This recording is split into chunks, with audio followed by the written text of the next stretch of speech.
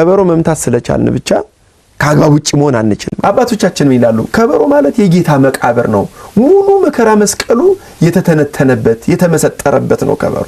ብትችሉ ከበሮ ስትመቱ አልቅሱ፣ ካልሆነ ግን በስርዓት ምቱት ብለው ያስተምራሉ። በስርዓት እንዲመታ ለምን? አንድም የጌታ ጠባቡ ክፍል የትስብእት ሰፊው ክፍል የመለኮት እንዳለው ሁሉ የጌታችን ጉንጭም ነው። ስንመታ ጌታችን በጥፊ መመታቱንም እያጠየቅን ነው የምንመታው። ስለዚህ መሽከርከር ምንም አይነት ቤተክርስቲያናዊ ምስጢር የለውም። ለተርእዮ ካልሆነ እንዲህ ስመታ እዩኝ ብሎ ለሌላው የከንቱ ውዳሴ መጥሪያ ካልሆነ በስተቀር ከበሮ ይዞ መሽከርከር፣ ራስ ላይ ማውጣት፣ ይሄ ሁሉ አግባብ ያልሆነ ስርዓተ ቤተክርስቲያንን ያልጠበቀ ነው። ሲመታ ወደፊትና ወደ ኋላ ይኬዳል። ቅድም እንዳልነው ነው።